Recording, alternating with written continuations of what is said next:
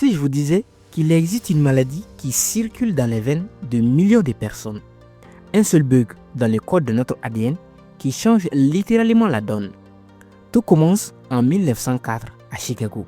Un jeune étudiant en dentisterie, originaire de Grenoble, arrive à l'hôpital avec des symptômes étranges. Anémie, douleur articulaire, fatigue extrême. Le docteur James Eric examine son sang au microscope. Ce qu'il voit va changer la médecine à jamais. Au lieu des disques rouges parfaits et souples que nous avons tous, il découvre des cellules étranges, rigides, en forme de croissant, en forme de faucille. Il ne le sait pas encore, mais il vient de mettre le doigt sur la première maladie moléculaire jamais identifiée. Une pathologie qui, aujourd'hui encore, brise des vies, de Bamako à Dakar, de Lagos à Kinshasa.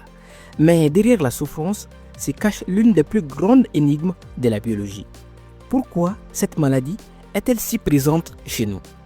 Pourquoi la nature, dans sa sélection implacable, n'a-t-elle pas éliminé ces traits? Bonjour à tous et bienvenue sur LabGest.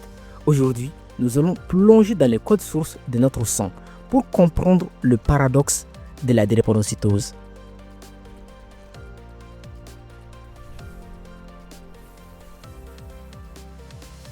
Pour comprendre la drépanocytose, il faut descendre au niveau de l'atome. Dans chaque globule rouge, nous avons une protéine, l'hémoglobine. Son rôle, transporter l'oxygène vers les poumons, le cerveau et un peu partout dans le corps. L'hémoglobine normale, on l'appelle l'hémoglobine A. Pour la fabriquer, votre corps suit une recette inscrite dans votre ADN. Une séquence précise de 146 acides aminés qui composent la chaîne bêta-globine. Mais imaginez une erreur de frappe. Une seule, un copier-coller raté dans le code génétique. À la 6e position de cette chaîne, un acide glutamique qui porte une charge électrique négative est remplacé par une valide qui est neutre et hydrophobe. C'est tout. Un seul acide aminé sur 146. Un changement qui, en apparence, semble insignifiant. C'est ce qu'on appelle la mutation hémoglobine S. Mais en biologie, les détails comptent et ce détail-là est catastrophique. Quand l'oxygène vient à manquer, par exemple lors d'un effort intense, d'une déshydratation ou d'une infection, l'hémoglobine S se comporte de manière totalement différente. Elle se polymérise, elle forme des fibres rigides, comme des bâtons qui s'empilent à l'intérieur de la cellule. Le globule rouge, normalement souple et capable de se faufiler dans les plus petits vaisseaux sanguins, devient rigide. Il prend cette forme de faucille.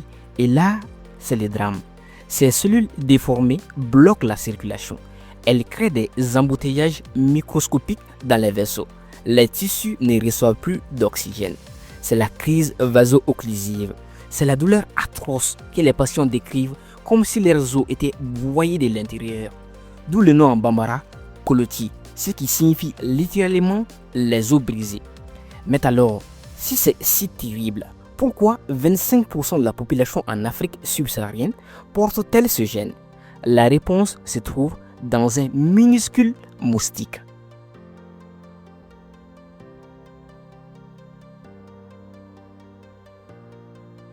C'est ici que l'histoire devient presque poétique, mais presque injuste. Dans les années 1950, un chercheur britannique du nom d'Anthony Allison travaille en Afrique de l'Est. Il étudie les populations locales et remarque une chose troublante. Les zones où la drépanocytose est endémique, où le gène S est présent sur 20 à 40% de la population, correspondent exactement aux régions où le paludisme fait rage. Ce n'est pas une coïncidence. Allison fait une découverte fascinante, validée depuis par des décennies de recherches en génétique des populations. Si vous portez un seul gène S, donc vous êtes AS, ce qu'on appelle un porteur sain ou hétérozygote, vous avez un avantage biologique majeur. Voici comment ça fonctionne. Quand un moustique anophèle infecté vous pique, il injecte des parasites dans votre sang.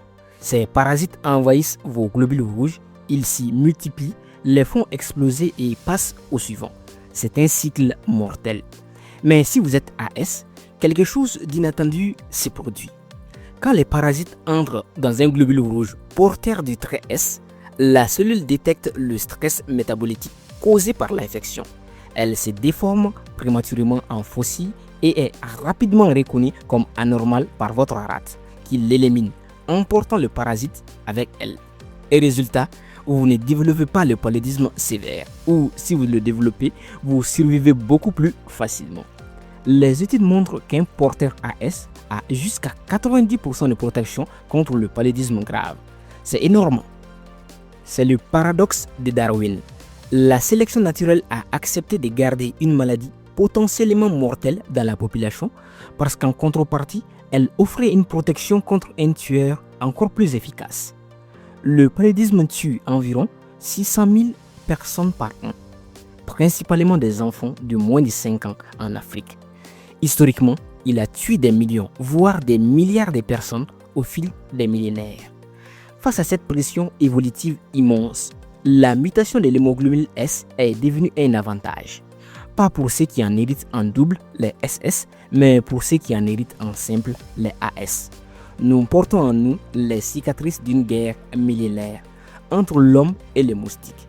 Une guerre inscrite dans notre ADN. Mais cet avantage a un prix lourd. Et c'est là que notre rôle en tant que professionnel de la biologie médicale devient incontournable, presque vital. Comment dépister, comment gérer et surtout comment prévoir.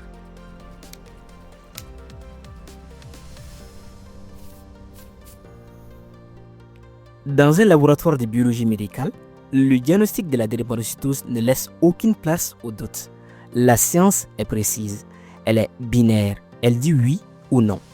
Tout commence souvent par un geste ancestral en hématologie, le test de Mel, aussi appelé le test de falciformation. Le principe est simple, on place une goutte de sang entre l'âme et la mêle.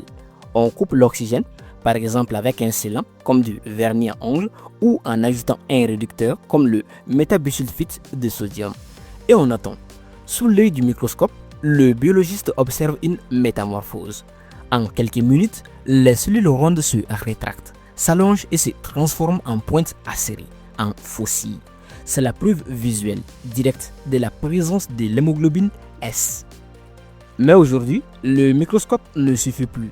Pour être précis, pour quantifier, pour qualifier, nous passons à des techniques plus avancées. L'électrophorèse de l'hémoglobine. Le principe est intéressant.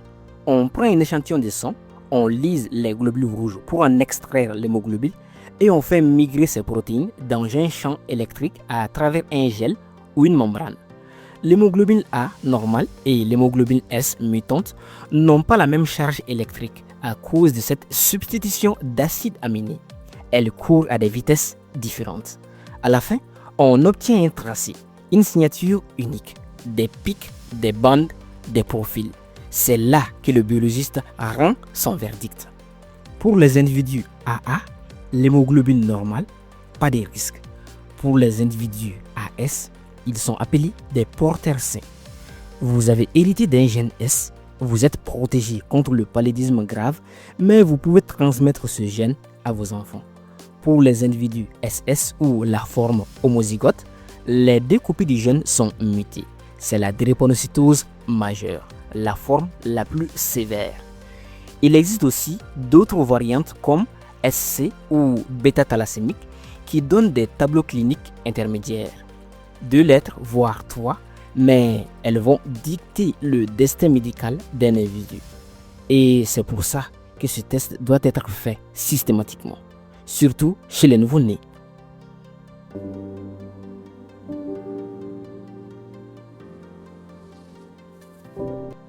Au Mali, comme dans beaucoup de pays d'Afrique subsaharienne, le véritable défi n'est pas seulement de diagnostiquer, c'est de diagnostiquer tôt, très tôt.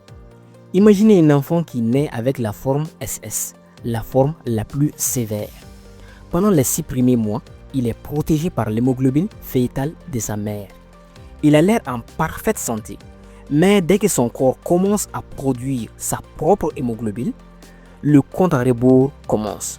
Sans dépistage néonatal, la première crise peut être fatale. Pour rappel au Mali, Le test d'Emel fait partie du bilan prénatal. C'est ici que la biologie médicale devient une mission de santé publique. Identifier un enfant SS dès la naissance, c'est lui donner accès à la prophylaxie, au vaccin, à l'hydratation. C'est transformer une condamnation en une vie gérable. Mais pour faire cela à l'échelle d'une nation, il faut une organisation militaire. Imaginez des milliers de prélèvements chaque jour, des buvoirs qui arrivent du centre de santé ruraux vers les grands laboratoires de Bamako. Comment ne pas perdre un dossier? Comment s'assurer que les résultats parviennent aux parents avant la première crise? C'est là que le papier montre ses limites et c'est là que l'informatique de santé doit prendre le relais.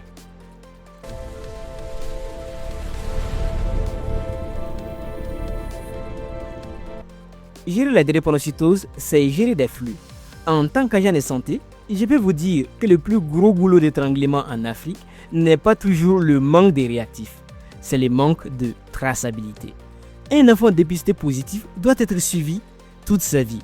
On doit connaître ses taux d'hémoglobine de base, ses antécédents de transfusion, sa réponse à l'hydroxyurie. Si ces informations sont éparpillées dans des registres papier humides ou des fichiers Excel corrompus, on perd des chances de survie. C'est pour cette raison exacte que j'insiste sur la robustesse des systèmes comme l'ABGEST. En biologie, la donnée est un médicament. Un système capable de centraliser les résultats d'électrophorèse, d'alerter les cliniciens en cas de chute du taux d'hémoglobine et de sécuriser l'historique du patient n'est pas juste un luxe, c'est une nécessité vitale. Parce qu'au final, le biologiste ne rend pas juste un papier, il rend une information qui permet de décider. Et en Afrique, plus qu'ailleurs, une information ou cette information doit circuler plus vite, beaucoup plus vite que la maladie elle-même.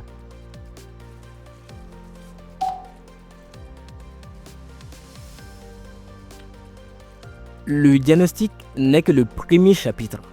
Pour un patient drépanocytaire, la vie est une série d'équilibres biologiques à maintenir. Et là encore, le laboratoire est la boussole. On surveille le taux d'hémoglobine pour prévenir l'anémie sévère. Un patient SS a souvent une hémoglobine entre 6 et 9 grammes par décilitre, alors que la normale est autour de 12 à 16 grammes par décilitre. Chaque chute brutale peut signaler une crise, une infection, une séquestration splénique. On surveille les réticulocytes, ces jeunes globules rouges qui indiquent si la moelle osseuse compense la destruction accélérée des cellules. On surveille la bilirubine car la destruction constante des globules rouges entraîne une surcharge en bilirubine, ce qui peut provoquer des calculs biliaires ou un ictère. Mais l'une des plus grandes avancées biologiques de ces dernières années reste l'utilisation de l'hydroxyurie. Le principe est simple mais génial.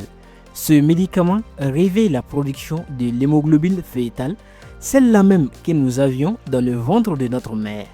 Cette hémoglobine fœtale empêche la polymérisation de l'hémoglobine S. Elle empêche les cellules de devenir des fossiles. Elle réduit le nombre de crises vaso-occlusives de manière spectaculaire. Des études montrent que l'hydroxyurie peut réduire les crises de plus de 50%, diminuer les hospitalisations et améliorer considérablement la qualité de vie. Mais attention, ce traitement demande une surveillance biologique stricte. Une numération formule sanguine, la NFS, de manière régulière pour s'assurer que le médicament ne freine pas trop la moelle osseuse. Une surveillance rénale et hépatique, des ajustements de doses. C'est ainsi que le biologiste et les cliniciens travaillent main dans la main. Chaque bilan sanguin est une pièce du puzzle qui permet d'ajuster le traitement et d'offrir aux patients une vie sans douleur ou du moins avec beaucoup moins de douleur.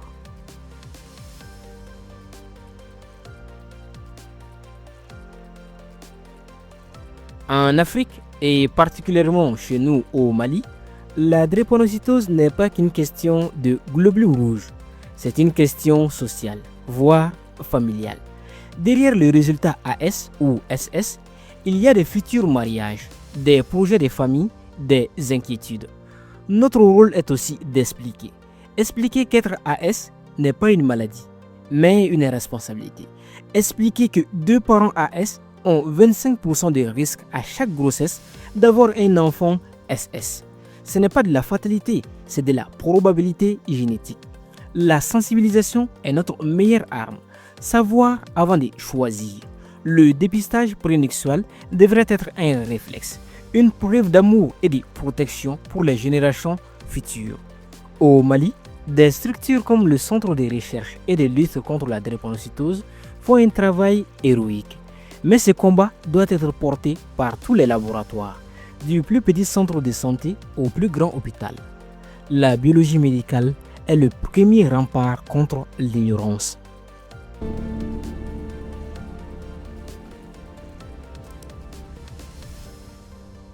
Nous avons parcouru un long chemin, du microscope de 1904 aux défis technologiques d'aujourd'hui. La drépanocytose nous enseigne l'humilité face à la complexité de l'évolution humaine, mais nous enseigne aussi l'action, que ce soit à travers la précision de nos analyses en laboratoire ou à travers des outils de gestion comme l'Abgest. L'objectif reste le même, faire en sorte que la technologie soit au service de la vie. Un système d'information de laboratoire robuste, c'est la garantie qu'aucun enfant drépanocytaire ne sera oublié par le système, que chaque résultat sera transmis à temps, que chaque suivi sera documenté, que chaque crise sera anticipée autant que possible. La biologie médicale, c'est l'art de rendre l'invisible visible. Et une fois que nous voyons, nous avons le devoir d'agir. Alors, si vous m'avez écouté jusqu'ici, je vous demande une chose. Partagez cette vidéo. Non pas pour l'algorithme, mais pour la connaissance. Parce qu'en biologie comme ailleurs, c'est l'ignorance qui est la véritable maladie. Ce qui correspond parfaitement à ce proverbe bambara. Kongo kajugu, bana kajugu, nga confiant nyongo fenjugute. Merci de m'avoir écouté. On se retrouve à très bientôt. Et d'ici là, prenez soin de vous.